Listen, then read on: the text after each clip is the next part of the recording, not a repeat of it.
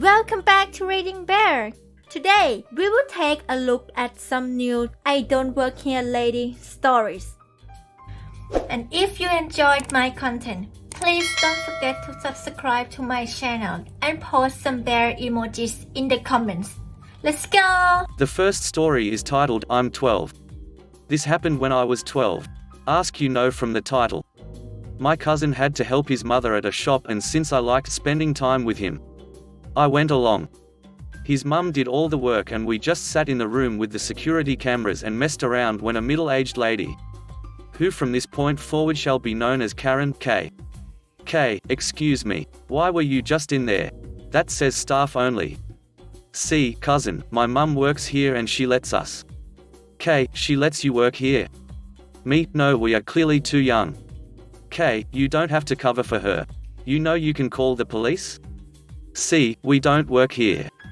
She then just gave up and left. I know this was short, but I felt like it belonged here. The next story is titled, That's Not a Real Army. It happened on a calm but windy winter day. I was wearing combat boots, navy blue skinny pants, a black shirt of the casualties, a black hoodie under a jean jacket with a red ribbon army patch from Dragon Ball. This is important. I have really long hair. It covers all my back, but this day I had it on a bun and covered by a Vans hat. I'm also 6.1 tall, above the average males on my country. Now the situation. CL is crazy lady and M is manager. I was shopping on a local supermarket and by luck I saw a good sale on electric heaters. They seems to be out of stock, but I have a better view of the higher shelf and I could saw the last 4 heater. I took one and turned around to leave, but an angry middle-aged woman was blocking my way. CL, give it to me. Me, excuse me? CL, that was the last heater and I saw it first, so give it to me. Me, no, is not the last one and I took it, so is mine. CL, I don't care. Is mine. I just thought duck her and put the heater on my cart, but she tried to take it. Me, what the duck hag? Leave that. CL, don't you dare to speak to me like that. I'm the manager of this store and you can't buy here if I say so. A woman about the same age approached to us and asked if there were more heaters. The crazy lady said no and I said yes. I proceeded to take another heater from the higher shelf and give it to the woman. The crazy lady was furious. I looked at her and said, she was polite. CL, that's it. You are banned from this store. Leave your cart and go away before I call the police. I was laughing and turned around to leave this crazy woman barking alone, but she grabbed my shoulder and tried to flip me over. But as I said, I'm quite tall and I weigh about 88 kilos. So she only ended up stumbling. I was pissed at this point, so I just yelled, what the duck, old hag? Leave alone. CL, I told you to leave the store. I'm the owner of this place and you will do as I say. M, excuse me, but I'm the administrator of this place and you are not the owner nor an employee. This was a chain supermarket, so the owner is a big corporation. The crazy lady's expression was priceless. CL's sad face, trying to hide her face and think on her excuse, thank God you're here. I just said that because this Nazi was trying to rob me. I think my brain shut down for a second for the amount of stupidity I was looking. CL, he stole my heater and threatened me when I tried to get it back. M, okay ma'am. We can speak about this, but please don't do that kind of accusations. And we need to discuss about you impersonating an employee. CL, look at him. He is one of those skinheads and he is even wearing a Nazi sign, pointing at my patch. M, ma'am, that's a red ribbon army sign. CL, yes, he is a fascist shaved head. I just took out my hat and loosed my hair like on a shampoo commercial. The manager looked at me with a, look what I have to deal with, expression. M, sir, you can leave now. I'm sorry for the inconvenience. Please tell the cashier to give you a R80 from me, manager's name, as an apology. I paid my stuff and was doing my hair bun again when I saw the woman being followed outside by a security guard. I just smiled and bite my free chocolate for the inconvenience. The next story is titled, I'm Not About to Work for You Lady. The backstory. Several years ago I volunteered to do lawn care at my local church. Not a big deal. Hard work, but I was happy to do it. Soon the church insisted on paying me, which was very welcome even though I had to start a business. Get a license. etc. Since I was a sole employee, I didn't have to buy additional insurance. Just sign a waiver and it was all good. This changed last year as the church switched to a different national company to cover lawn care for the church throughout the country. I asked if I could again sign a waiver instead of insurance. They said they'd have to check that out, and asked if I could do the lawn care now, and be back paid whenever we get it sorted out. This wasn't a problem. I'm still happy to volunteer my time without pay, so deferring the pay on a word-of-mouth agreement is perfectly acceptable to me. The event. 2 months go by without me hearing from the company. Then I get a phone call from a local woman. I know this woman because I went out with her a few times years ago. I wasn't attracted to her, but I still went out with her because I thought it was her physical appearance I wasn't attracted to. And I didn't want to be shallow. I soon realized that it wasn't her appearance that turned me off, but her personality. I'll let you decide what that says about either me or her. Me is me. WIDO or woman I dated once is her. Paraphrased. Me, hello. WIDO, hello. This is WIDO. I've been talking with less than company greater than about your insurance problem. What we've decided is that you can get on my insurance. Me, your insurance? WIDO, yes. For my company. I'll need you to fill out a W-9. You'll submit your billing to me. The church will pay me, and then I'll pay you. Me, a little wary at this point, and wanting to make sure I had all the information. Where are you located? WIDO, what do you mean? Me, what is the location of your company? If you think I was being a little paranoid. I was, but the number she called me from was the local hospital switchboard and not a private business. And I wasn't feeling all that trustful. WIDO, it's WIDO. You know me. I'm in town. Me, okay. I was just clarifying that you're the WIDO I know. So, my insurance will be through your company? WIDO, I'll have to check to see if we can actually do that. But yes. Me, how about you find out if you can actually do this? And get back to me? So, after the phone call I was feeling a bit wary. It was all a bit hinky. So I checked with the bishop who's in charge of the local church. I explained what happened, and my concerns. I should have been contacted by the church directly, not by her, and it felt like she was trying to force me to be her employee. Which just rubs me the wrong way. Soon afterwards I was contacted by the company. The guy the first usually talked to had apparently been out of town. So he wasn't fully aware of what had happened. Apparently they had explored the possibility of doing my billing through a third party that would cover the insurance. They had contacted WIDO, but were still in the early stages of exploring whether it was even a feasible option. It was certainly not appropriate for her to have contacted me. It all worked out. I informed them that I'm not open to going through a third party. And now I'm in the process of getting insurance. I did hear from WIDO again. She texted asking for more information about me so she could find out about the insurance. I didn't respond, and I haven't heard from her since. Maybe not the best story, but strangely satisfying to stop her from becoming my boss. Note, WIDO trying to assert control over things that she isn't in charge of is pretty typical of her. It was one of the things that turned me off when I went out with her. We were part of a singles church group. She immediately appointed herself in charge of it. No one objected because we had lives. The group would want to do something, even vote on it, but WIDO would want to do something else. We would show up only to discover that she had organized what she had wanted to do and pretend that we had all agreed with her. So hopefully that explains why I was immediately suspicious of her when she called me up and tried to make herself my boss. The next story is titled, Lady Will Call the FBI. I, 28F, am the manager of a firearms counter in a chain of stores. I fill out 4473s and submit electronic background checks to the FBI every sale.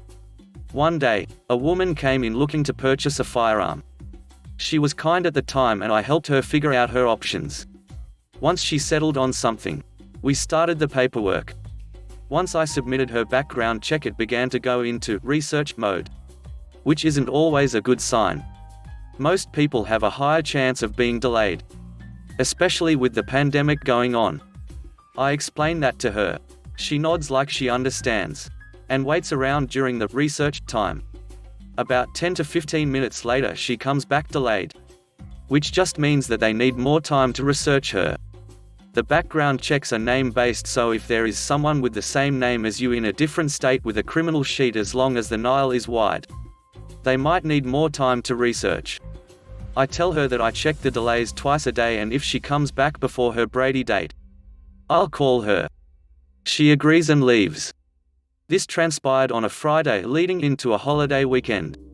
Monday morning rolls around. I'm just opening up shop, and she calls asking about her background check. I check for her and say, nope, still hasn't come back yet, but we just came off of a holiday weekend, so there may not have been enough people to research it. Lady, well, you're there now, so just check it. Me, ma'am, I don't do the actual background checks. I just submit them. L, well, who does the background checks? Me, the FBI. L, I'll just call them then. And hangs up. She wasn't outrightly rude about it, more frustrated with the situation. It gave me a good chuckle and relayed the story to my co-workers. Once her Brady date passed, I called her to let her know. She came in the next day on my day off to pick up her firearm, and my co-workers said she was quite lovely. She didn't mention calling the FBI though. The next story is titled, Corporate Daycare Has a Weird Uniform. In my early 20s I worked for a now out of business daycare. Their uniforms were red shirt, tan pants, I have no idea why. There was a big super Target on my way home, and I'd stop there and look around at their cheap DVDs and CDs. I had this sweet elderly woman ask me if I worked there, and I said I didn't. But she looked really stressed out, so I asked her if I could help her anyways. She had a big list of bands her granddaughter wanted CDs of for Christmas, and none of the names sounded real to her. So I helped her find a couple and went on my way. Turns out she told the manager his red-headed worker was really helpful but should have been wearing a name tag so she could have given credit where credit is due. So not a dramatic story, but it did crack me up. The next story is titled, No, I Don't Know the Price and I Can't Check. Cast, me, yours truly, and W, woman about 40 years old. About a year ago I went to my dentist, who is in a different city than I live in. After the appointment my mum and I went around the shops for a while and ended up going to one of my favorite bookstores. I should explain that they don't wear any type of work uniform, but they do always have a name tag on them. After looking around for a while, W approached me. W, excuse me? Me, yeah. W, how much are these? And do they come with different pictures? Pointing at some calendars, me, OBV confused. Looking for a price tag, IDK miss. Sorry. Maybe look through them if there's a price tag attached somewhere, or go ask at the information. Pointing to the info, W, why can't you check for me? I asked for a favor and this is how you treat paying customers? Me, excuse me? I can't check as I don't work here. So please ask someone else to help you out, W, but I saw you telling that other woman about a book she should read. You clearly must work here. She's talking about me showing my mum a book I like a lot and telling her about the plot. Me, miss, I really don't work here. That woman there is my mother and I came here to shop just as you did. Please go find someone else to help you out and leave me alone. She eventually realized her mistake and turned out to be not so much of a Karen but rather sweet, and apologized at least 3 times. I guess she mistook me for a worker. BC, I didn't wear a jacket at that time, but it wasn't really cold enough outside to do so. My backpack should have been a hint though. Not so much drama in my story, but I found it rather funny and maybe you enjoyed it too. The next story is titled, The Look on His Face Was Priceless. I live in the US.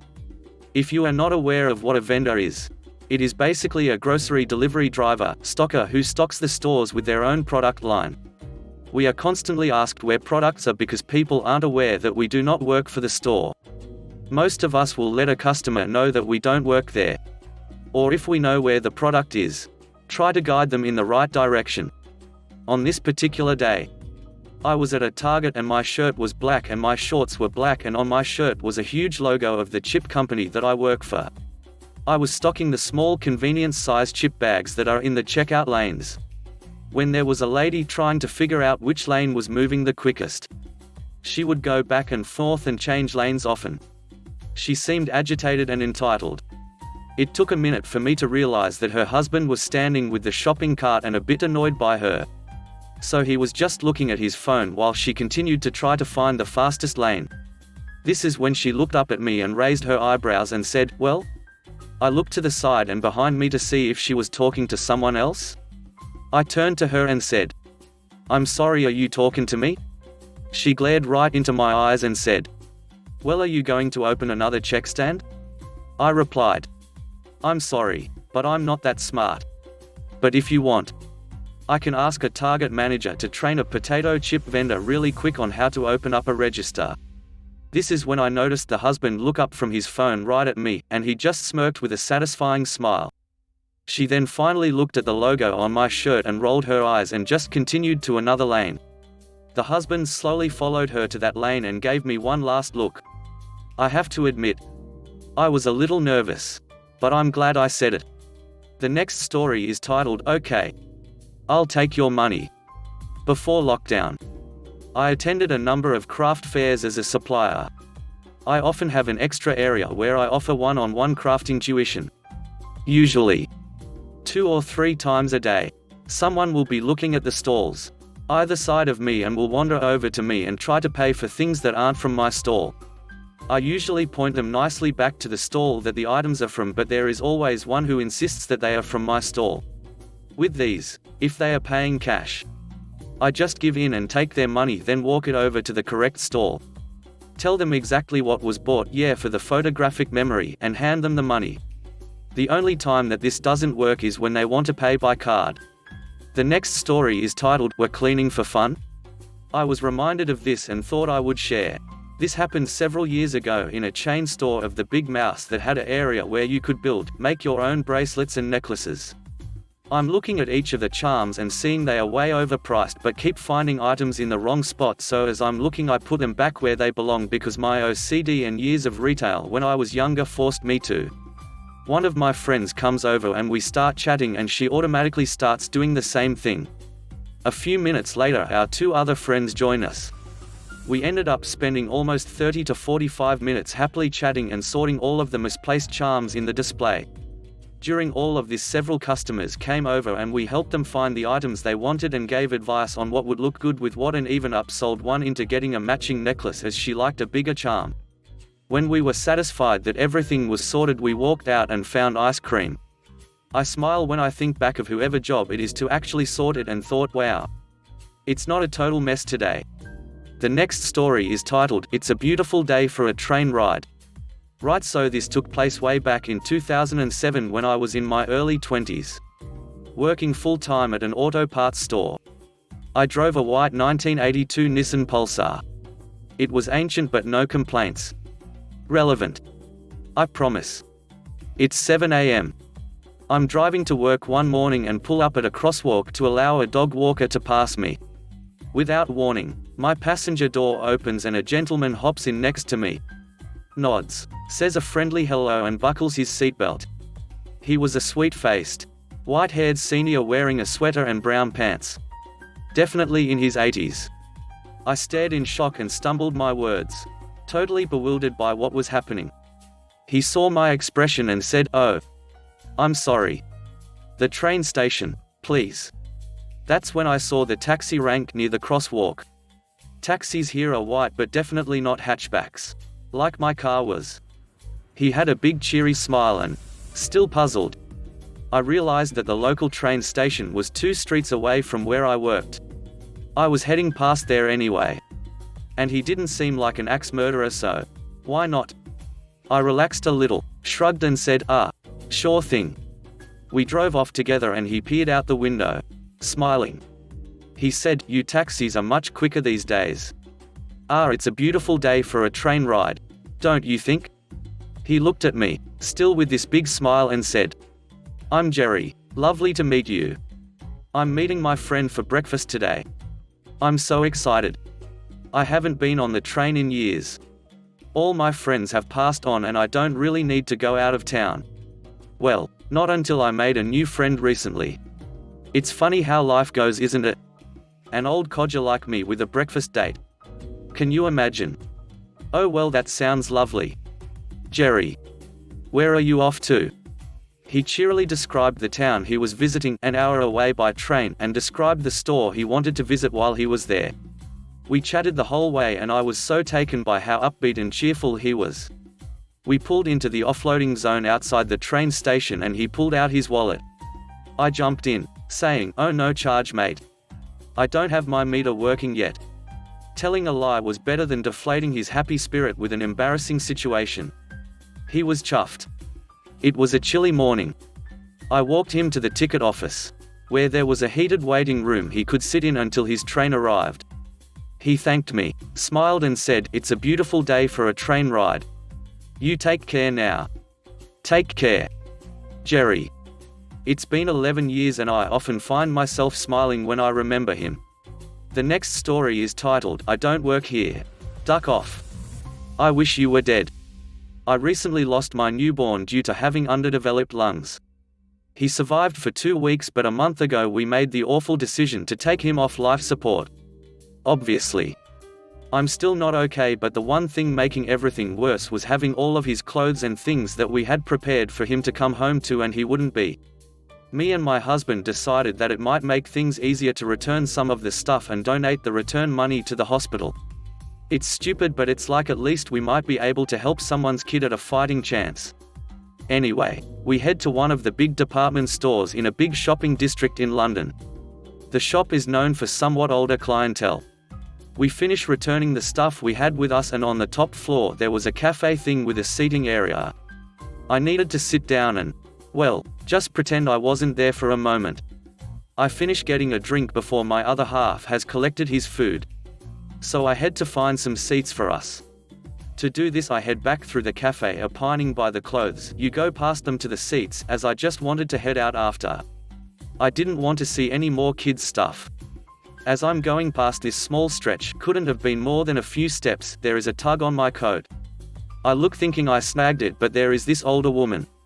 She does not deserve to be called a lady. Holding onto me. I miss what she says, but it's clear she said something as the idiot tugs on my coat again, pulling me towards her. Like seriously an inch from this shriveled up old mustache, rotted teeth smelling face. I try to get away and ask her what she wants at the same time. All of what is next is what was said. I can remember most of it because it made me want to kill her. "Ob," I said, "where are the small dresses?" Me, "I'm sorry, I don't know. Please let go now, I have to go." "Ob, I asked you a simple question, young lady. Don't be so rude." All of this was said with the smell hitting me full in the face from her mouth. Me, "Let my coat go." "Ob, I just need to know where the dresses for ages 6 are." Me, "I don't ducking know." "Now let go." I pulled my coat out of her hand. I just really wanted to sit down now. "Ob, how could you? You should respect me as you elder.